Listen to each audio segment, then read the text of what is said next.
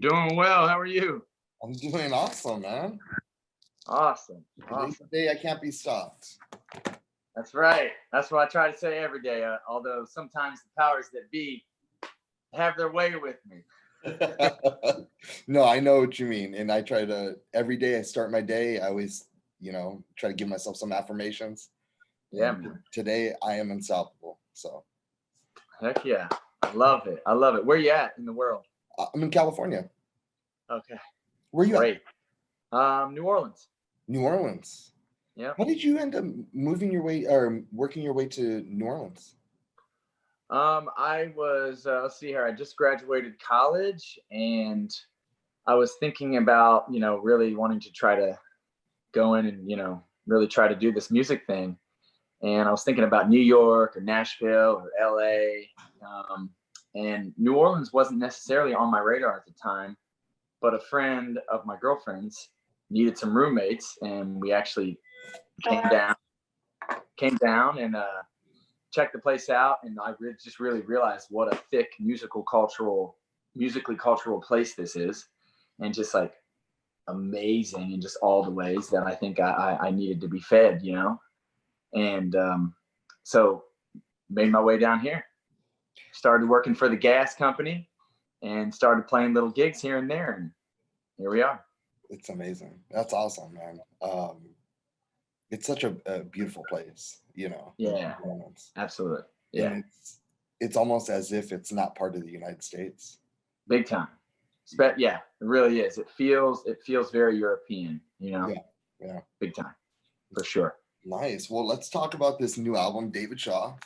Yeah. How do you feel about it, dude? I feel great. I feel really great. It was a long time coming. Worked on it for a while.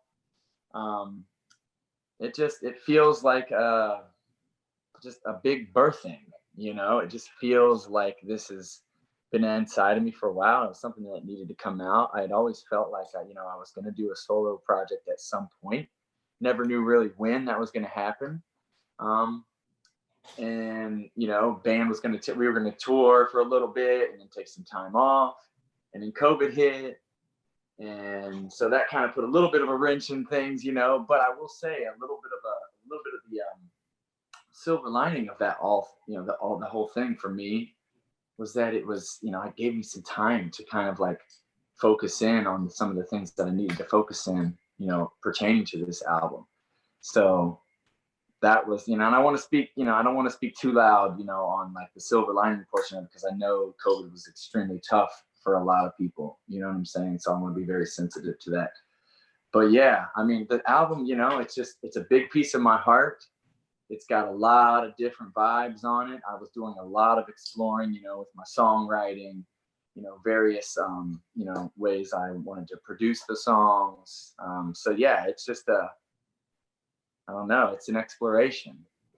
What's the difference, the biggest difference while writing this album and say writing a Revivalists album, as far as writing and messaging goes?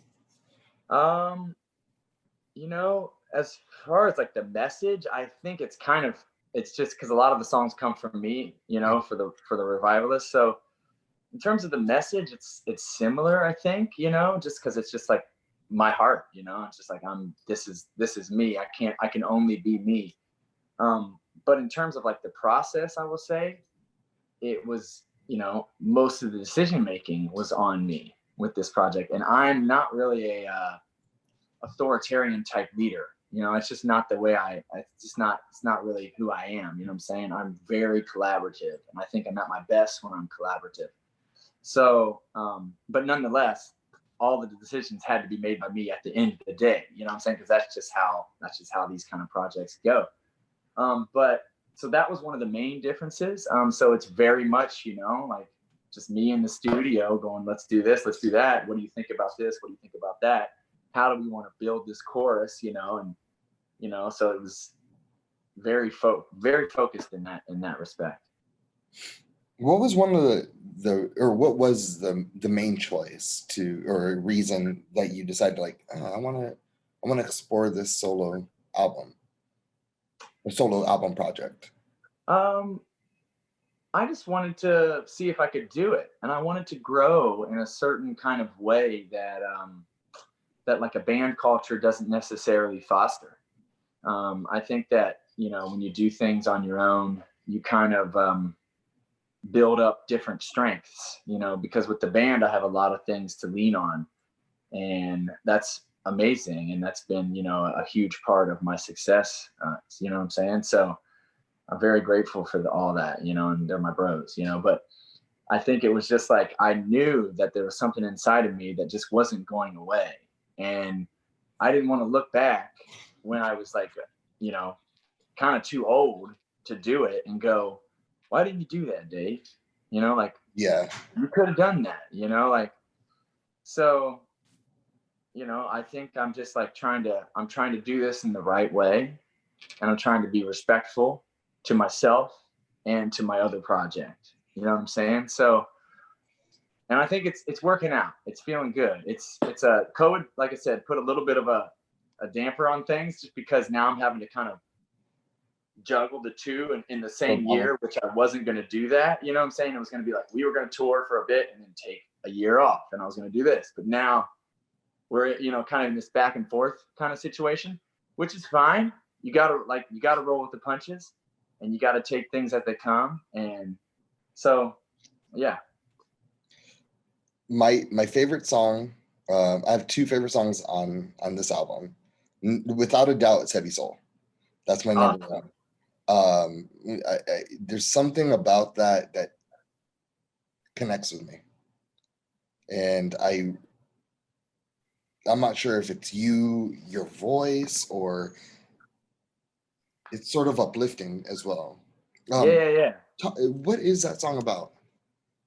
So that song kind of came at this like marathon writing session. I was writing with my my friend Tim Pagnotta, who's a producer out there. And are you in LA? I'm in Ventura, about 30, okay, 45 so minutes from. Close. Yeah. Similar area, Southern California. Right? SoCal. Yeah. Yeah, SoCal. And you know, we just kind of wanted to write this song that was like just like an escape, basically. And I feel like this tune and the way that he produced it and the way that we wrote it is like this, like, it really kind of takes you out of your mind. You know, it really kind of does that. And I love when music can do that, when you can just kind of like put on a tune and you just go there. You know what I'm saying? Yeah. So that was like that was the big thing behind that one, you know. You know, and then also, like, I'll just tell you, man, a lot of times I don't know where these songs come from, honestly. Like, it's just like, you know, it's like, I think it's like, it's a little bit of fiction. It's a little bit of my real, you know, life, you know, trials and tribulations. And then it's a little bit of like perspiration. Like, let's, you know, we're going to make this thing. We're going to do this thing. You know what I'm saying? It's like, so they come in all ways. And like I said, like, I'm not like, sometimes it's hard. Like, I get asked these questions like a lot, like what is this song about? And it's like, some of these tunes, they really like have this like succinct idea of like, this is what I'm trying to get across. And then some songs are like, I don't really want to totally divulge the meaning, because I think that a big piece of the art is like, what does the listener get from it? And if I start putting my thoughts on there, I think I can very much influence people in a way that could be good, and also maybe like they could take away from their experience. So for this one, I'll just say that, like, I think it's whatever the listener can grab from it is exactly what it's about. That's dope. I read about like your journey, your new journey. You know, you have 10 years sober, and clean, and you started living a more cleaner lifestyle with your eating habits, your meditations. I just want to be, I want to be clear and honest here. I have 10 years off of alcohol and cocaine and hard drugs. I don't have 10 years sober. So wait, man, like cannabis? Yeah, I definitely smoke some. I don't know. I don't right now. Actually, I'm not smoking right now. But like, it's like I want to be. I don't. It's like if you put it in the article, maybe just don't say sober because I don't. You know what I'm saying? I don't want to be like that guy who's like trying to fly that flag, and I'm not. I haven't totally been that. I haven't taken a sip of alcohol. Haven't done any cocaine. Haven't done any harder drugs like that. So just to clarify. Yeah, and I'm mostly curious of the journey that you from that point, and what have you learned since like the clarity, as far as the human being experience, and as far as disciplining yourself. I've learned to trust my gut and learn that I'm enough, even if I don't feel like I'm enough. Because I think there's a lot of things that can happen to a person when they're younger that follow them around, and kind of wreak havoc on their self-esteem. And I think that that's why a lot of these drug issues and just kind of addictions, are so prevalent or just like are so easy to kind of fall into because, drugs and alcohol, they give you a little bit of confidence and they give you that, they kind of fill that void that, that was created a long time ago, and so I've just kind of been doing a lot of work to research that and just get to know that black hole. You know what I'm saying? I mean, it sounds kind of dark, but it's only as dark as you make it. You could grow flowers in that hole. You could put soil in that hole and grow something from that. But if I'm always thinking about it in this negative way, then that's what it becomes. And if I'm always running from it, which is I think why anxiety, because I've also sorry, I've dealt with a lot of sorry, my girlfriend was just calling, my bad. I've dealt with a lot of anxiety issues too, and I think that kind of it's also about just like changing my relationship to those issues and basically hitting them head on. So that's kind of what this whole recalibration period has kind of been for me, is like not running, looking in, going more inward and saying, okay, how do I feel truly if I'm not putting on? How do I feel? And if I can say that I feel good about the things I'm doing for myself, I'm going to be a better energy for the people that I can be around. I can come into a room and light up the room, but if I'm not doing the things for me, then I have the ability to also stink up the room. You know what I'm saying? So I just want to make sure that I'm doing all the things that I can do for me so I can be that force that I know that I can be. That's good, dude.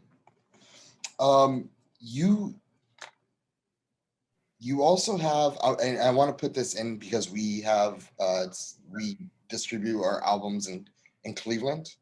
And so you have the, hold on, the Big Get Down, I think that's what it's called. The Big River Get Down. Yep.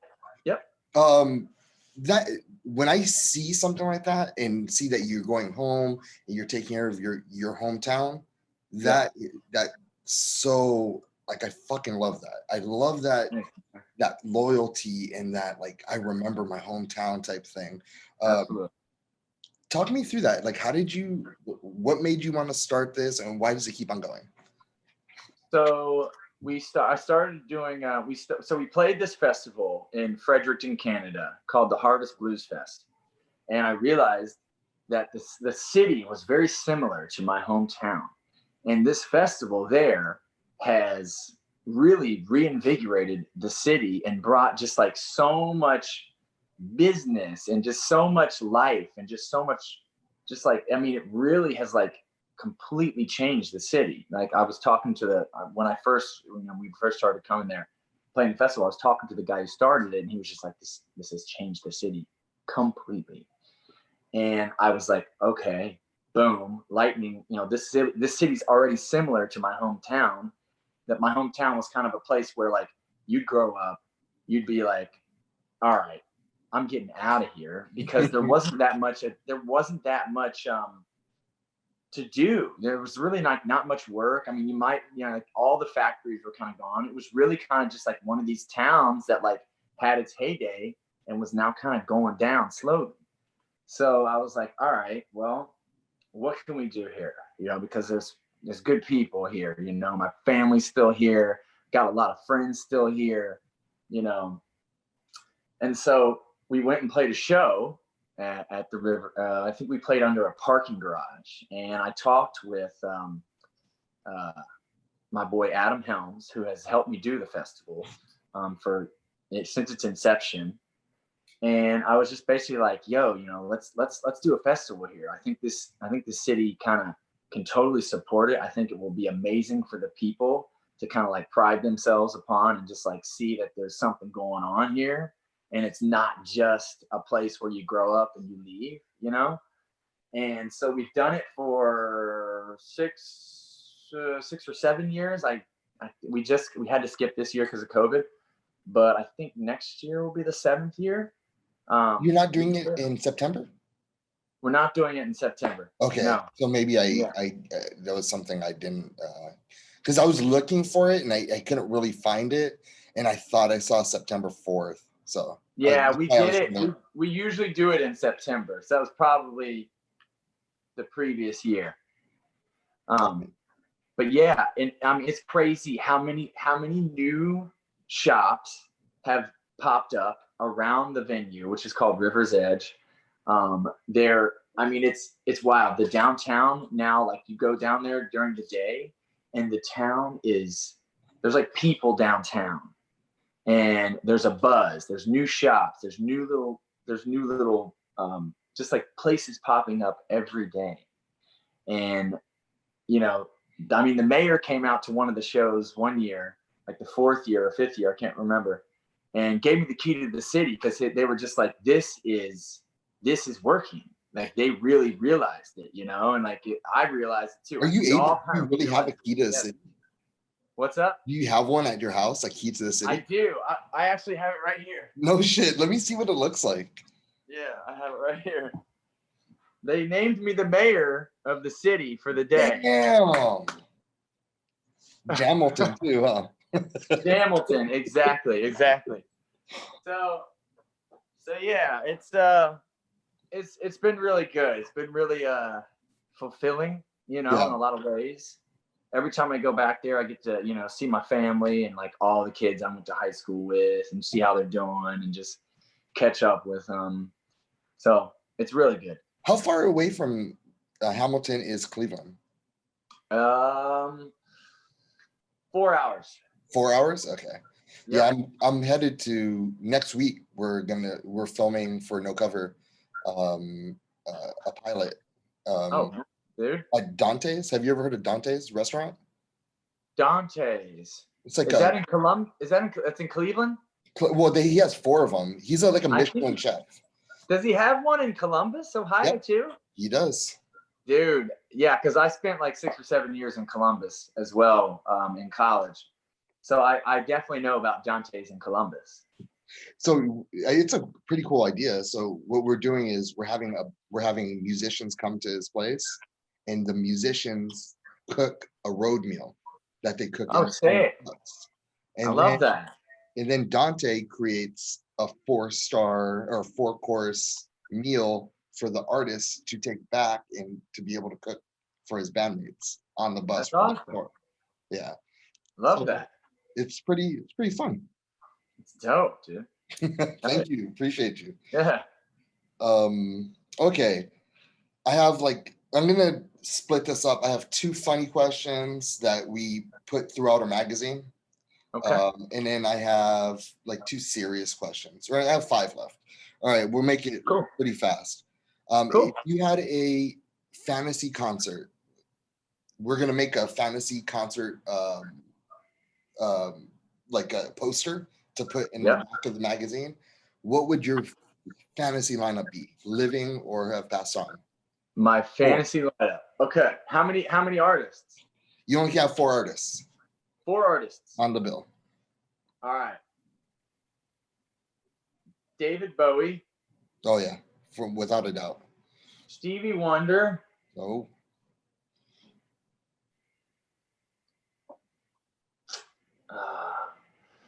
Led Zeppelin. Oh yeah. And Beethoven's Orchestra. Oh, look at you, man. Taking from every era. All right, that's dope. Okay.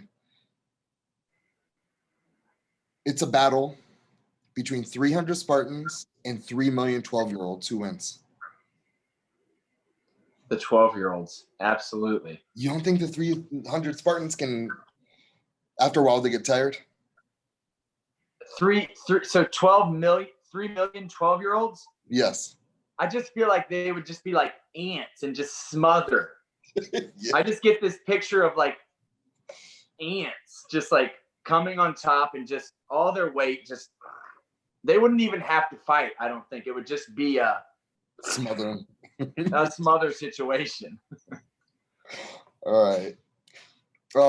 In your life, you've done some amazing shit. Like if tomorrow it all ends, like what a life, you know what I mean? Oh wow. No, Thank not you. that it will, but like, you know, knock on wood. Yeah, no, I mean like, wow, thank you, seriously. Which, I mean, you got to hang out with Willie Nelson.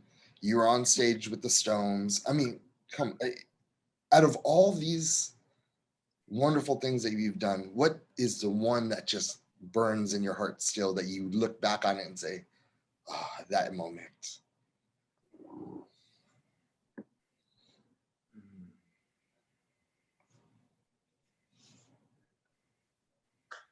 Well, I'll just say, I mean, there's a lot of heart-filling moments for sure, but the one that kind of comes to mind, and I'll certainly never forget, is when we met the Rolling Stones backstage.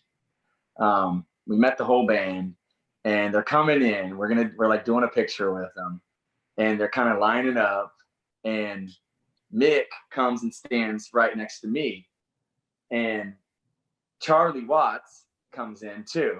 Or Charlie Watts already there, and Andrew, our drummer, is talking with him right now. Okay, and Mick comes and stands right in front of Charlie, right next to me. Yeah. And Charlie just leans over to him and he goes, "Lead singers." It was just so perfect.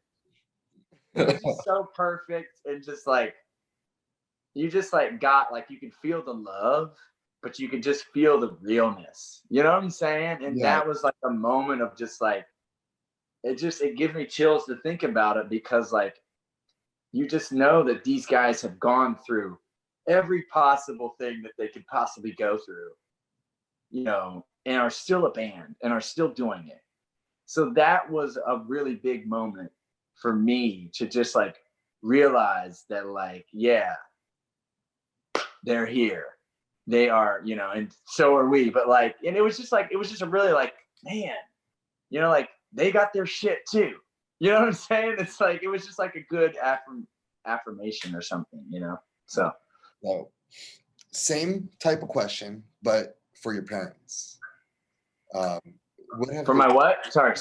For my parents. One moment that you know that, like, man, I made my parents proud of that one. When I got the key to the city. Oh, for real? Yeah, I can imagine. I think that was like, I mean, there's some pictures of like our photographer caught like the look on my mom's face when like the mayor was giving it to me, you know, and it's just like priceless. So I'd have to say that was a big thing. All right. Here we go. It's the last question, okay? All right.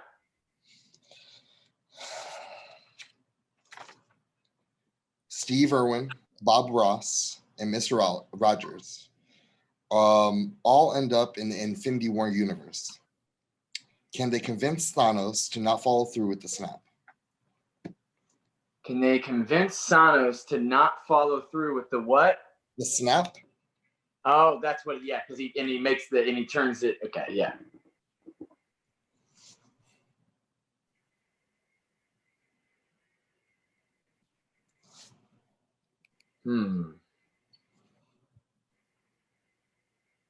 I don't know, man.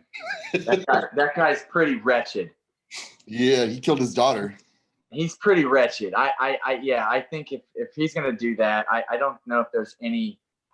I don't know if there's any amount of. I don't really know. I think that guy's heart is so encrusted with filth. I just don't think it's. I don't know if even those guys could get to him. So I honestly still think he's gonna snap. My man, David Shaw. I just thank you so much. Thank you for your time. Absolutely. Thanks. Love the album. It made my playlist. Thanks, so that's what I work out to. Oh, hell yeah. And what's up? I appreciate it. What does your day look like? I'm actually going to rehearse with the solo band right now. We're getting ready for tour. Yeah, you start next weekend, yeah? Yeah, we got a solo tour starting Key West. Oh, Florida. Yeah. Yeah, I love Key West, man. It's I was there when I served. That was one of the bases. Oh, dope, man. Yeah. Dude, I was just in a sick surf town. You probably know about it if you surf. Santa Teresa. Military surf. Oh, got it. Okay, got you. I got you. Well, if you're into surfing, Santa Teresa, Costa Rica is woo. I'll try it out. I'm a sissy though, man. I'm scared. I'm scared to drown. I'm a little scared of sharks, I gotta say. But the feeling, you know what I mean? It's like if I went out yesterday, I would like, oh, I want to go out tomorrow and the next day. But if I take 2 days off, I'm like, oh, I don't really want to go. I don't know. Yeah, I feel you.